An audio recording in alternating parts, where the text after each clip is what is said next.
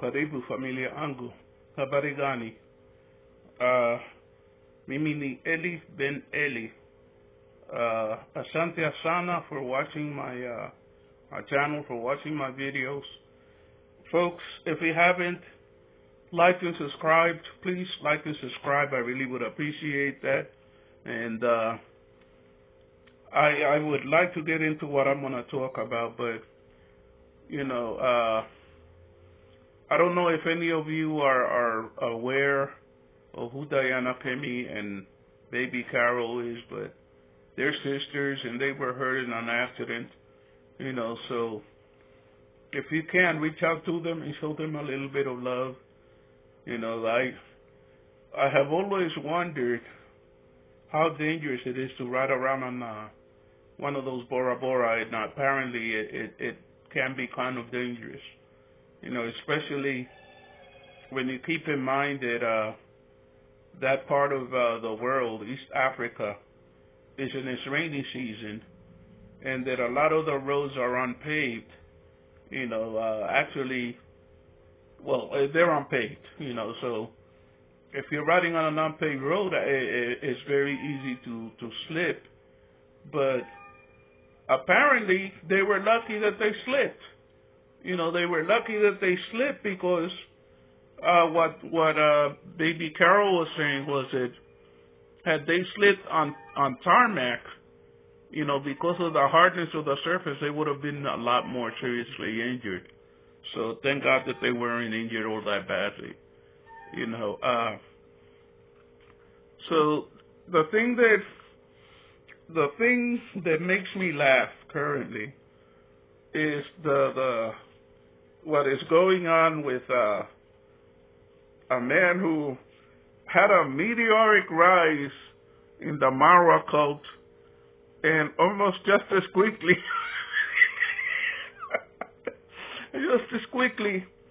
is disappearing from the scene.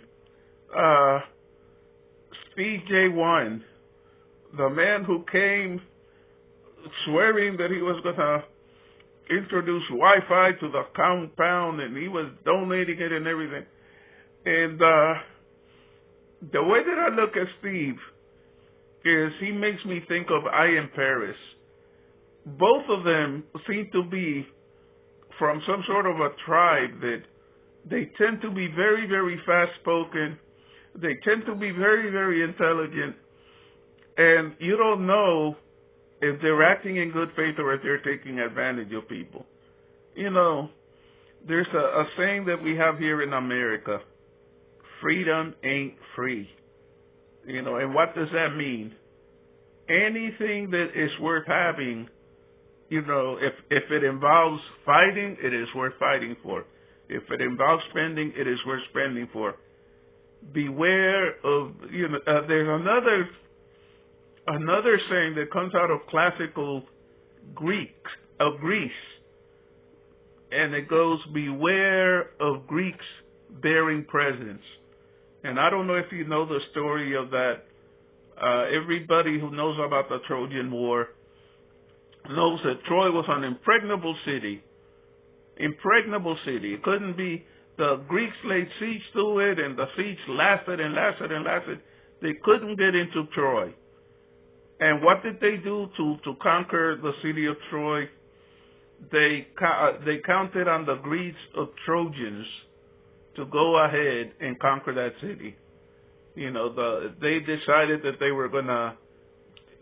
There was a character by the name of Odysseus. This was in one of the great epic poems called the Iliad, but Odysseus has a separate epic poem of his own called the Odyssey. But what happened was the following.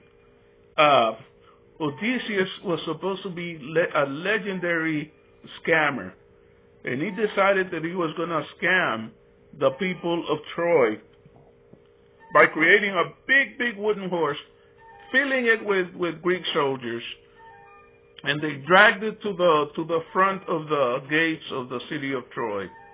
And they said to the Trojans, listen, we give up. Your city is virtually unconquerable. We give up. and in exchange for you letting us leave in peace, here we're going to give you this horse that we created as a present. Greed for something free led to their destruction. They roll in the horse, close their gates. That night, when all of the Trojans were asleep, out came the soldiers.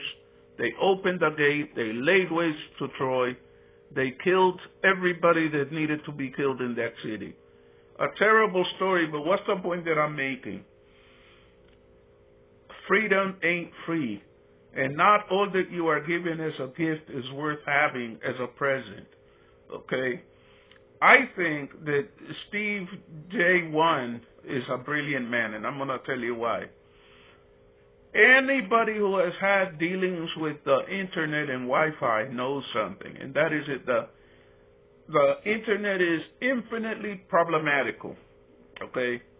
Infinitely problematical, especially in a situation like Kenya, in which you have unreliable electricity, and you know the country is virgin territory as far as high tech is concerned.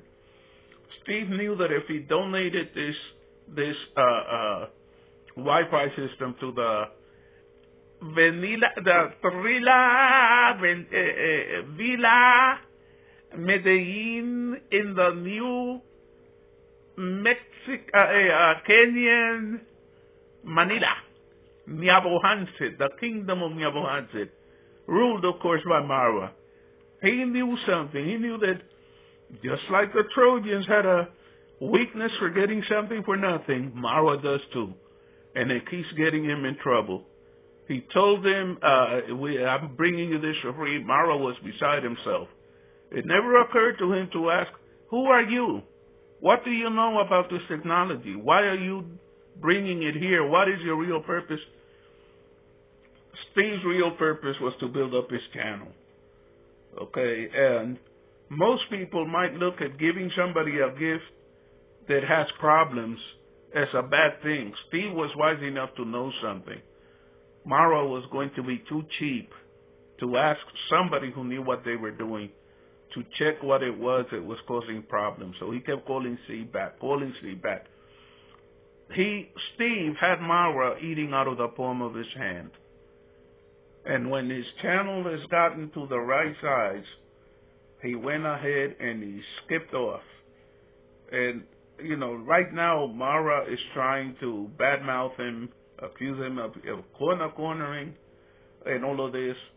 Who, you know, it's like there's a saying that they used to have in America back in the 70s. Who's zooming who? Who is cornering who? You know, look at the way that Marwa has Steve Strongman 254 under his thumb because of some silly agreement that they had, you know, where Strongman agreed to do free plumbing work. And Strongman is getting to the point where he's ready to take off. Okay? What it comes down to at the end of the day is the following. You know, the villa was sloppily built. It was built by a man who does not want to spend any money. Okay, he wants to find people to scam, to take advantage of. He wants to get free labor. And if you're talking about digging ditches, if you're talking about carrying big, heavy stones around, no problem. Unskilled labor. An unskilled laborer can do that. But when it comes to something like plumbing work, when it comes to something like installing a Wi-Fi system, installing an electrical system, installing doors, glass, or whatever, you want to make sure that you use people that are very, very highly skilled. Why is that? It's very simple. You know, it can get very costly, as we have seen, if you have somebody who's basically a scammer working as your plumber, along with the head engineer who, you know, is like, at this point, I don't understand how the only person who doesn't understand that he is being scammed by this man is Marwa. It's like a good scam artist knows how to persuade his victim to believe that he is a friend, he is a devoted friend, and no, he would never do anything to harm you, even when it's becoming very apparent that that's the case. I mean, look at all of the things that are malfunctioning. The water tower doesn't work. The gate doesn't work. The fish pond doesn't work. The toilet system, which was installed by a plumber that was retained by the engineer, doesn't work. The electrical system, they say that they're supplying for their electrical needs using the generator. A lot of the time, even with the generator there, these people are so freaking incompetent that the electricity goes off and guess what? The generator isn't working. Why? Not because there's something wrong with the generator, even though apparently it's not properly maintained and a lot of the time it isn't working for that reason. It is not working because nobody has enough smarts to say, wait a minute, if we're running this around the clock, sooner or later it's going to run out of diesel. Sooner or later it's going to run out of petrol. What does that mean? That means that you keep a supply of it on hand. That's not the way that Marwa thinks. So now what was done to Fellow the Boy is being done to Steve. Suddenly, Fellow the Boy, Steve is being accused of cornering. He's being accused of acting in an underhanded way. No, he wasn't doing all of that. It's like there's something that Diana Kemi said about her well. Okay, they pay all of this money to have very, very specialized men, who to dig a borehole. And once that, by the way, let me ask you a question. What is the difference in between a borehole and a well? I don't think that there is one, but Kenyans have their own use of language that is kind of unique. For instance, and I'm not trying to make fun of anybody, I'm just pointing something out. Plumber is pronounced. The B is kind of silent. It's plumber.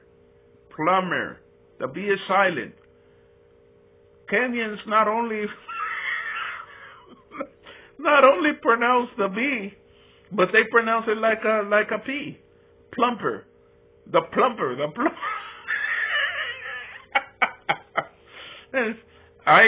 Let me tell you something. I can laugh at this because people from my country, we do the same thing with Spanish and English. We invent our own words. But, the point is this. If you hire good, skilled people to do work and they dig a borehole, guess what's going to happen eventually? Eventually that borehole is going to run dry. Okay? It isn't just about boreholes and wells. Which is what we call those a hole that you dig for water here in the West. We call it a well. Sooner or later, it's going to run dry. When the people of Israel were living in the wilderness, God fed them manna, but that manna was only good for a certain period of time. When people are giving you something for free, enjoy it while it lasts, because just like a well is going to run dry when the rainy season is over. Just like manna is supposed to be picked and eaten within a certain period of time, if you don't want to end up, going out there and discovering that it's spoiled, so too is kindness. Kindness lasts for a season and for a reason. And once that season is over, and that reason is no more kindness. The season and the reason why Steve was kind passed.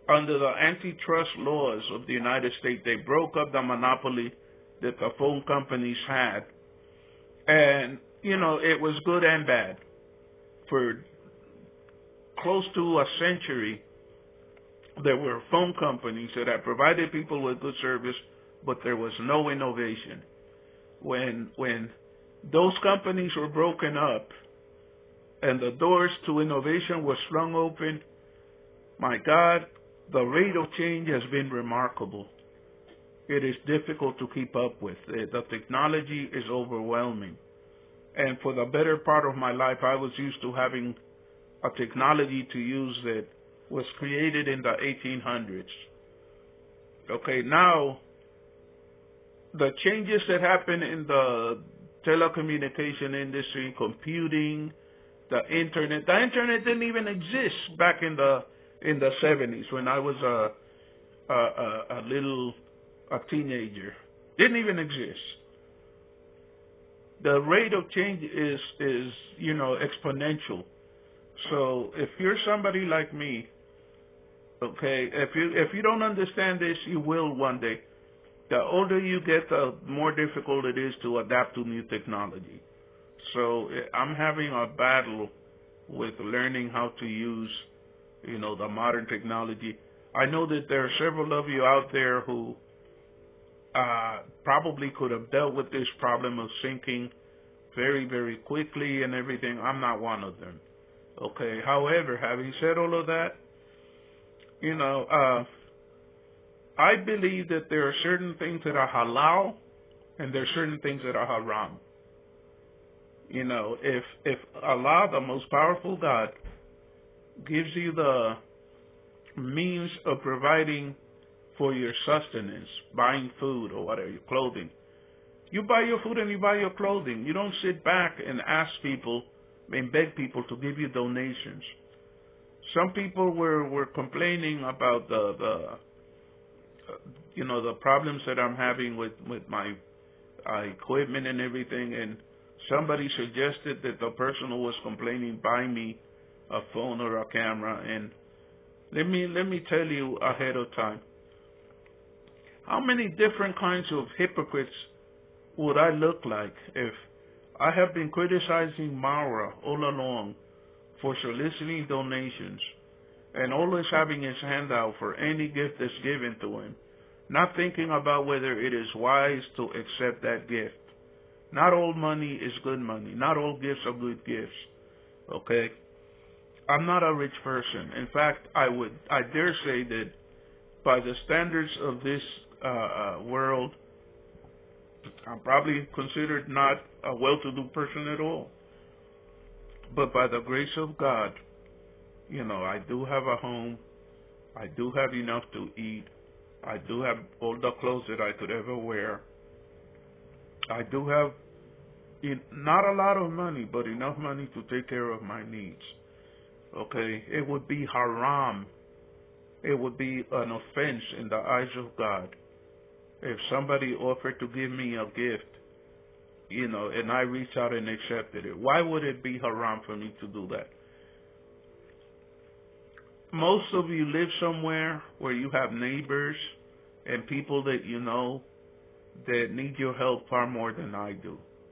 So, it's like, as much as I appreciate the kindness of those people who have offered to give me things and to buy me things, I'm not Marwa.